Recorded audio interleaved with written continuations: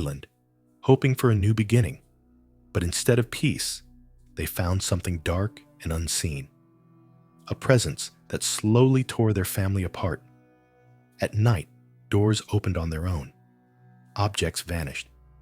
Strange marks appeared on Carolyn Perron's body, like bites or burns.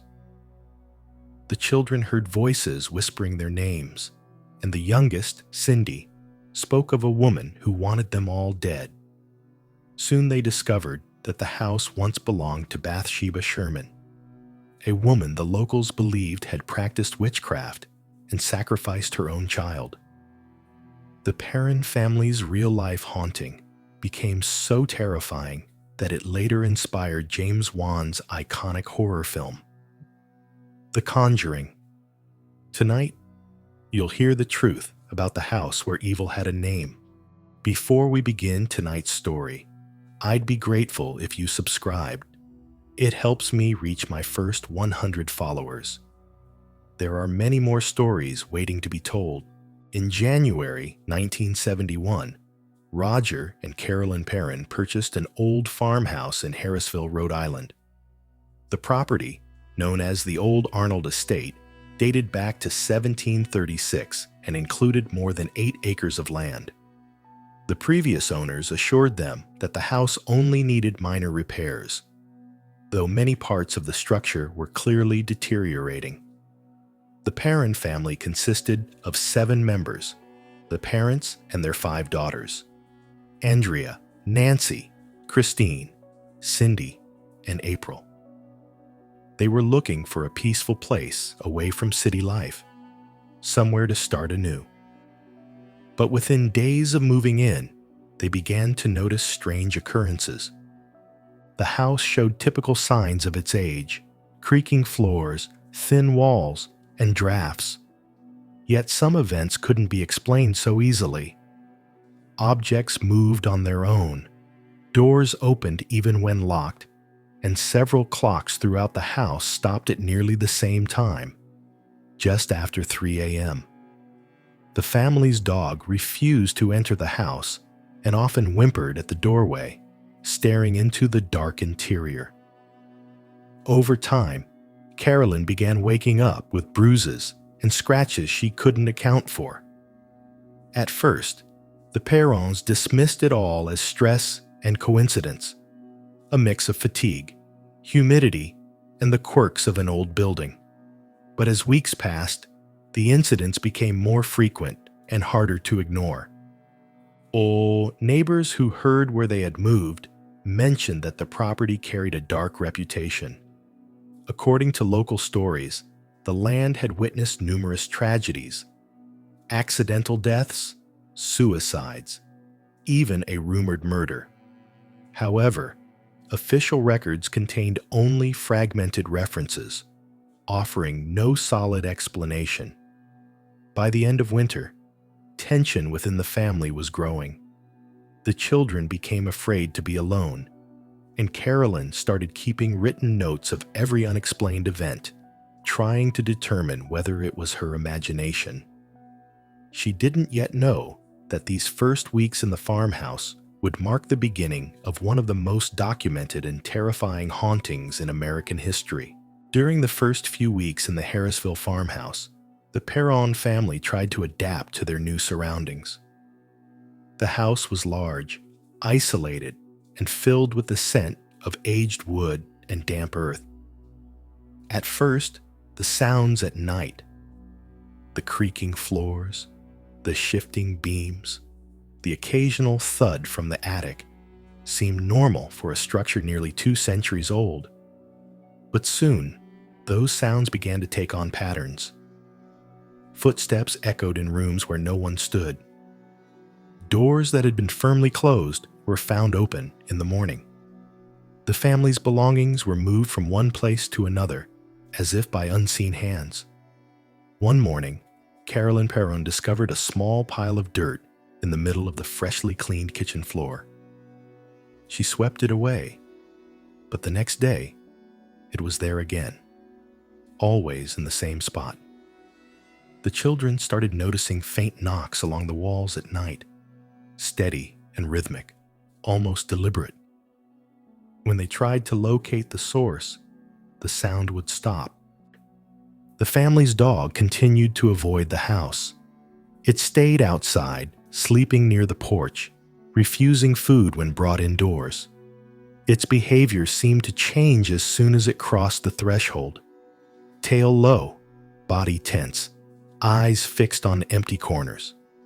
By February, the activity intensified. Clocks kept stopping between 3 a.m. and 3:15 a.m., regardless of the room or the type of clock. Cold drafts swept through the hallways, even when every window was sealed. Sometimes, a strong scent of decaying fruit or sulfur would fill certain rooms and vanish just as quickly. Neighbors who occasionally visited commented on how heavy the air felt inside. One local woman, upon learning the property's location, reportedly told Carolyn to keep the lights on at night. The family tried to remain rational. Roger checked the foundation, the furnace, and the electrical wiring. Everything appeared normal, but the disturbances persisted. It was no longer possible to dismiss what was happening as coincidence or imagination. The Perrons began to sense that the house wasn't simply old. It was occupied. Something, or someone, seemed intent on making its presence known. And this was only the beginning. By the spring of 1971, the atmosphere inside the Perron farmhouse had changed noticeably. What once seemed like harmless coincidences began to follow a clear pattern. The sounds, movements, and temperature drops all appeared deliberate, almost intelligent. The family could no longer dismiss them as simple quirks of an old house. The children were the first to sense a presence. At night, they spoke of a shadow standing in their doorway, or the feeling of someone watching them as they slept. Over time, those shadows began to take form. The girls started describing a woman, pale, motionless, and silent, who appeared near the fireplace or drifted through the hallway before vanishing. No footsteps were ever heard, but a strong odor of decayed grass and iron filled the air each time. Carolyn began noticing that most disturbances occurred in the living room near the old stone hearth. The temperature there often dropped suddenly, and the fire would extinguish itself without reason. During cleaning, she sometimes found rusted sewing needles or bits of old metal near the fireplace, though no one in the family had brought them there. The objects seemed to appear overnight. As the weeks passed, the children's behavior changed. They became withdrawn and uneasy, reluctant to enter certain rooms. The youngest, Cindy, mentioned hearing the lady whispering to her at night, a woman who didn't want them to live there. The older daughters woke from sleep trembling, saying they had felt something tugging gently at their hair. Searching for answers, Carolyn visited local archives and property records. There, she discovered a name tied to the land, Bathsheba Sherman. Local legends accused Bathsheba of witchcraft and of sacrificing her infant to Satan in the 1800s. Although no conviction was ever recorded, the rumors destroyed her reputation. Some believed she had cursed the house and the land before taking her own life. The more Carolyn learned, the stronger her unease grew. She began to believe that Bathsheba had never left the property. Her presence lingered in every corner, cold, watchful, filled with resentment. By late spring, the Perrons no longer questioned whether the house was haunted. They understood that something aware and intelligent was living among them, and it wanted them gone. As the months went on, the disturbances inside the Perron farmhouse began to focus increasingly on one person, Carolyn Perron. What had once been a series of external events, noises, odors, and fleeting shadows, started to manifest through her own body and mind. She often woke up with bruises and scratches that appeared overnight, sometimes shaped like small puncture marks. The injuries didn't resemble insect bites or normal bruises. They were darker, almost burned into her skin. Medical explanations offered little clarity.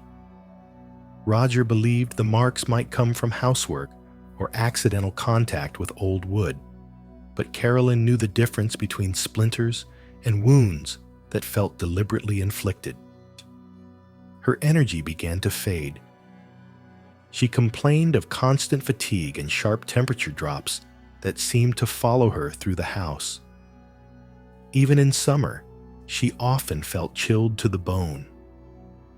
On several occasions, she fainted briefly, claiming later that she'd sensed someone standing directly behind her moments before losing consciousness.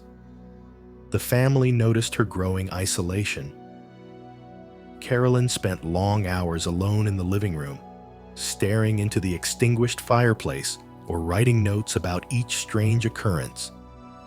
Her once steady handwriting became erratic, marked by uneven lines and heavy pressure. She rarely ate, and her voice, once calm, developed a hollow, strained tone. By mid-year, her personality had changed enough for the children to notice. They described her as distant, irritable, sometimes unrecognizable. On certain nights, she seemed almost entranced, wandering from room to room, murmuring as if responding to something no one else could hear. Andrea, the eldest daughter, later recalled that during those moments, her mother's eyes didn't look like her own. Physical conditions in the house worsened too. The smell of rotting fruit returned more often, particularly in rooms where Carolyn spent most of her time. Clocks stopped again at 3:07 a.m., and the temperature in the master bedroom plummeted without reason. The events were no longer random phenomena scattered across the property. They were personal. The unseen force appeared to have chosen Carolyn as its target. Whether it sought control, communication, or destruction remained unclear. But for the first time, the Perrons began to fear that what haunted their home was no longer outside them. It was already inside. After months of unexplained events, Carolyn Perron began searching for answers in the past. She reached out to local historians, county archives, and land records to learn more about the property's history. That was when she first encountered a name that appeared repeatedly across different sources: Bathsheba Sherman. According to official records, Bathsheba had lived on the same land in the mid-1800s. She was married to a farmer named Judson Sherman and had at least one child who died under mysterious circumstances. Local accounts claimed that the infant was found with a small metal needle embedded in its skull. Bathsheba was accused of offering her child as a sacrifice to the devil. There was never a formal conviction. Evidence was scarce, and the case never went to trial. But in a small rural community, rumor was enough. Bathsheba's reputation was destroyed, and she became known as a witch. Neighbors reported that she withdrew from public life, avoided church, and was occasionally seen performing strange rituals near her home. Legends claimed that before her death, Bathsheba cursed the land, condemning anyone who dared to live on it. Historical documents list her death near the end of the 19th century, reportedly by suicide. In the years that followed, ownership of the property changed hands multiple times. Old newspaper clippings mentioned a series of deaths, accidents, and even suicides that occurred on or near the grounds. each event was separated by decades, yet always tied to the same location. As Carolyn pieced together these fragments, she began to connect them with what was happening inside her own home. The smell of sulfur, the sudden cold around the fireplace, the rusted sewing needles she had found. They all seemed like echoes of Bathsheba's story. To Carolyn, it no longer felt like coincidence. It felt like continuity, as if something from the 1800s had never left. The Perron family realized they were not simply living in an old farmhouse. They were living on cursed ground, bound to a history that refused to die. And if Bathsheba Sherman's spirit still lingered, it had found new inhabitants to torment. By the autumn of 1971, the situation inside the Perron farmhouse had become unbearable. The strange phenomena were no longer confined to isolated moments. Heavy objects moved on their own. Doors slammed violently in empty rooms. At night, the family often woke to the sound of distant voices echoing through the hallways, low, whispering tones that grew louder when addressed. Carolyn's health continued to deteriorate, and the atmosphere in the house had turned oppressive. In desperation, the Perrons reached out to Ed and Lorraine Warren, a husband and wife team known for their investigations into the paranormal. At the time, the Warrens had already documented numerous hauntings across New England, but what they found in Harrisville was unlike anything they had encountered before. Upon entering the house, Lorraine, a clairvoyant, reportedly sensed a malevolent, ancient presence. She described it as something bound to the land, not just the structure, something that thrived on fear and despair. Ed, who specialized in research and exorcism procedures, began documenting the case through written reports and audio recordings.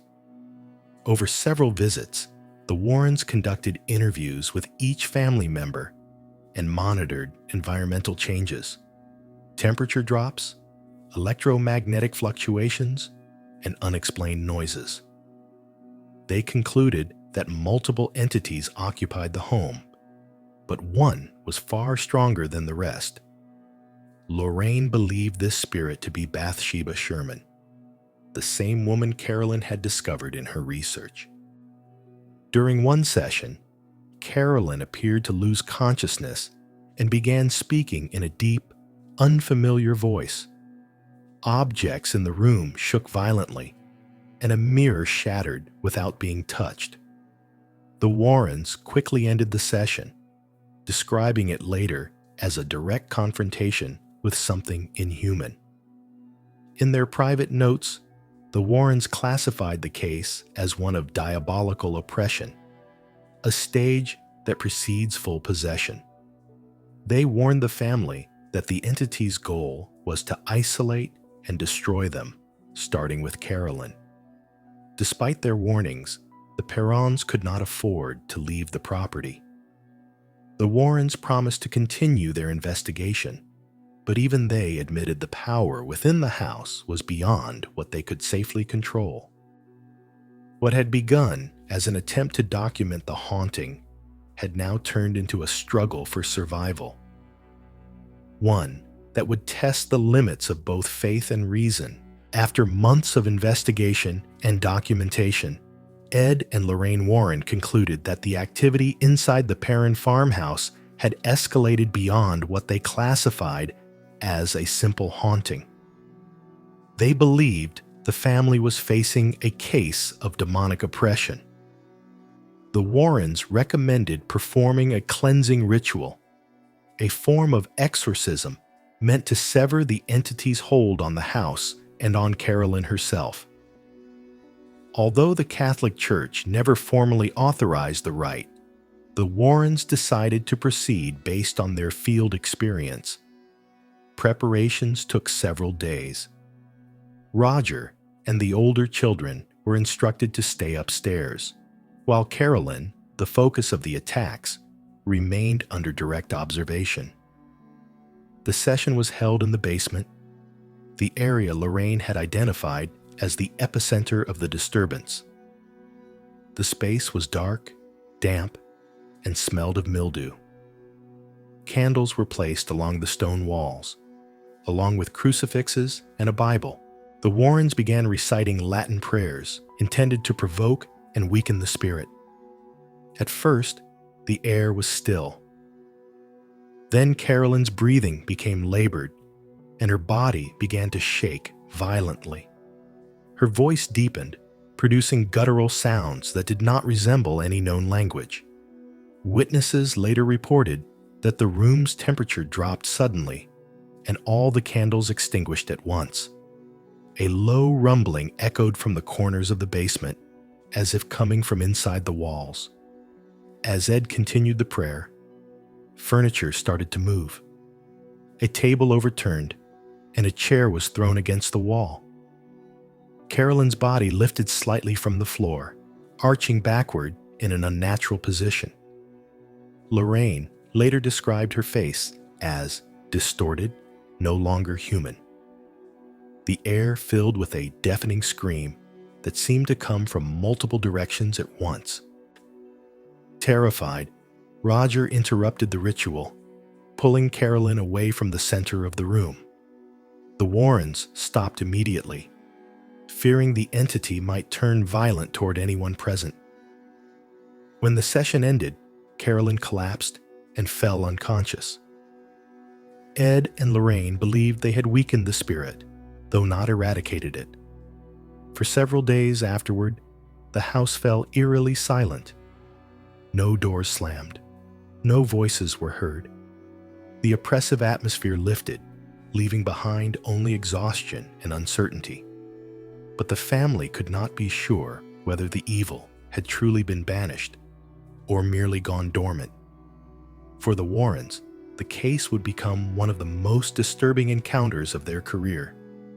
For the Perrons, it would remain a reminder that some forces cannot simply be prayed away. In the weeks following the basement ritual, life inside the Perron farmhouse seemed to return to normal. The knocking stopped. Objects stayed in place. The air felt lighter, and for the first time in months, the children were able to sleep through the night. Carolyn's strength began to return, and Roger hoped that whatever had haunted their home was finally gone. Yet beneath the calm, there remained a subtle tension, a feeling that the house was still watching. Ed and Lorraine Warren returned several times in the following months, documenting readings and interviewing the family again. The activity remained minimal, almost dormant, but neither investigator could say with certainty that the haunting had ended. Carolyn tried to rebuild a sense of normalcy. She avoided the basement, never lit the fireplace again, and disposed of the old objects she had found in the house. But every so often, she awoke to a sudden chill in the room, or caught a glimpse of a shadow moving past the doorway. These incidents were brief, fleeting, but they were enough to remind her that the past was not entirely gone. By the early 1980s, the Perron family finally left the property. They sold the house quietly and chose not to discuss what had happened there. Even after relocating, they occasionally spoke of vivid dreams, of the basement, the cold, and a woman's lifeless eyes staring from the dark. Over time, the story of the Perrons reached journalists and paranormal researchers.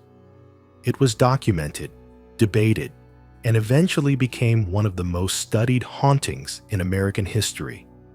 The Warrens considered it among the most dangerous cases of their career, describing it as a confrontation with true evil. Today, the farmhouse in Harrisville still stands. Its new owners report occasional noises and sudden drops in temperature, but no major disturbances. The property has become a site of curiosity, visited by those seeking proof that the unknown still exists. To most, it is merely an old building with a tragic past. But to those who lived there, it remains something else entirely. A reminder of the thin boundary between the living and the dead. The darkness that once filled the house may now be quiet, but as locals often say, it never truly left.